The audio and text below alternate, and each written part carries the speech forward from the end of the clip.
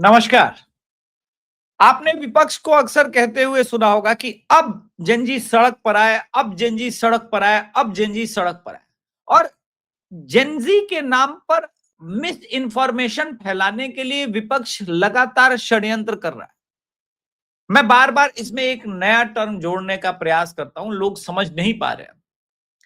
आजकल coaching mafia चला रहे हैं, शिक्षक नहीं।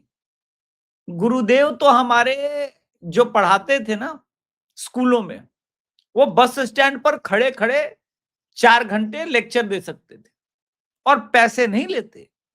और इसी कारण आज भी हम जैसे छात्र जो है, जब उनके सानिध्य में जाते हैं तो चरण स्पर्श करते हैं। वस्तुतः वो मेरा आज का सब्जेक्ट नहीं है।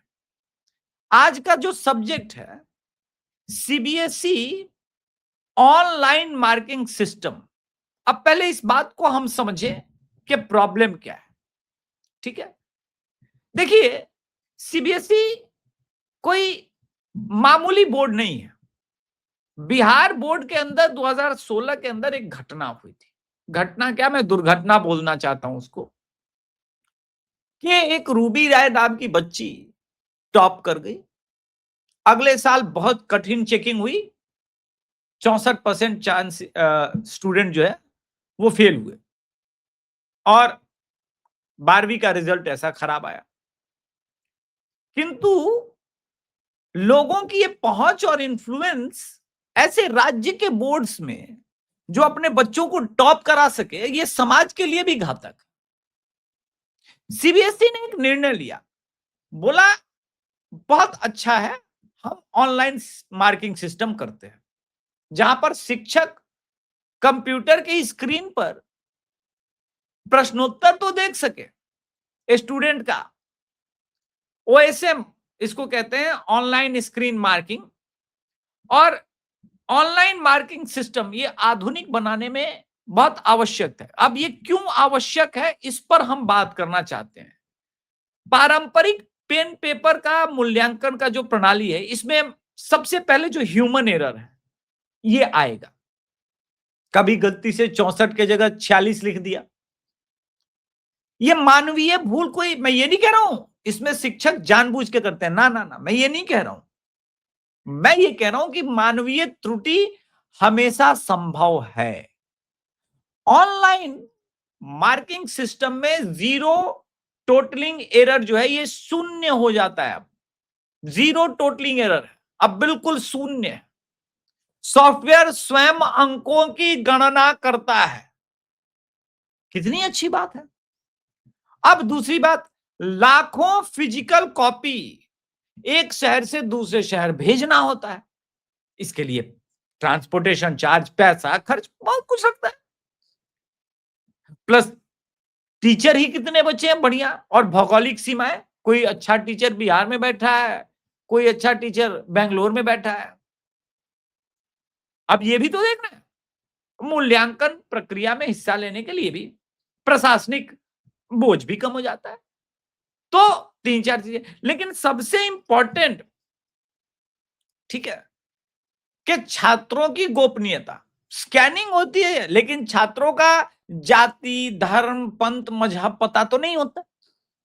कितनी अच्छी बात है कि एक गुरु किसी की अगर व्यवस्था, इस पूरे व्यवस्था में उसका प्रश्नोत्तर देख रहा है सिर्फ।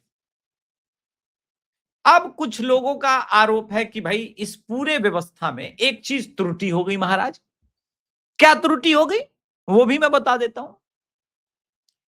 कुछ लोगों का कहना है कि भाई हमारे पीएसएम, फिजिक्स, केमिस्ट्री और मैथमेटिक्स में मार्क्स कम आए। देखिए, ये संभव हो सकता है।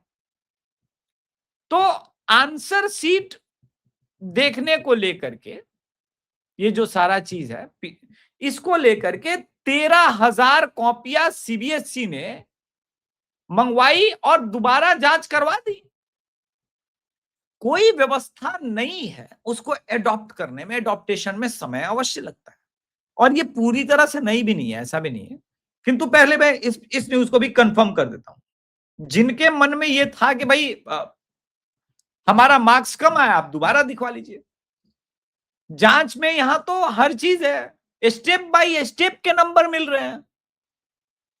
बिल अच्छा, ऐसा नहीं कि कंप्यूटर जांच कर रहा है, जांच तो ह्यूमन शिक्षक ही कर रहे हैं, शिक्षक ही जांच कर रहे हैं, बस ऑनलाइन जांच कर रहे हैं, इतना ही अंतर है।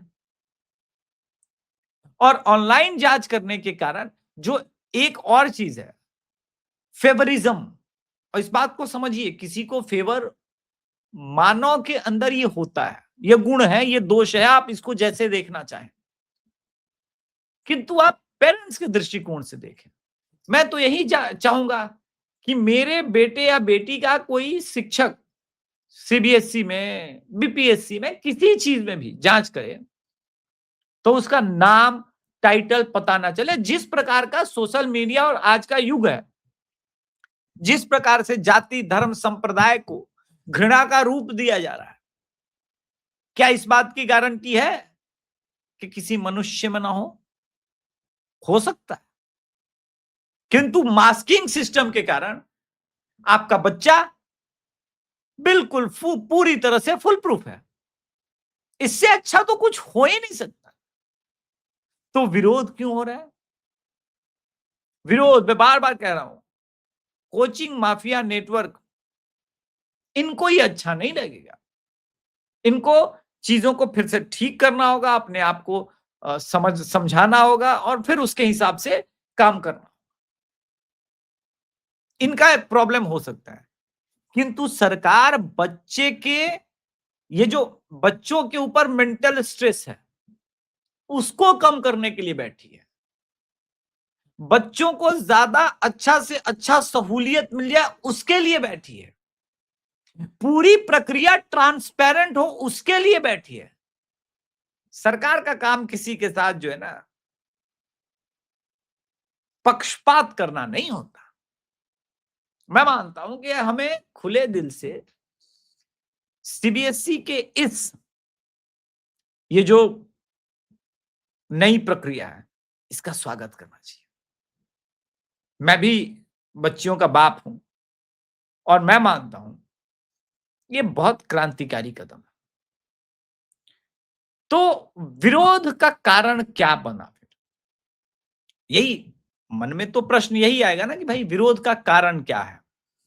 तो आपने कुछ न्यूज चैनल और इन सब पर देखा होगा कि क्रिटिसिज्म क्या है, बस इतना ही है कि कुछ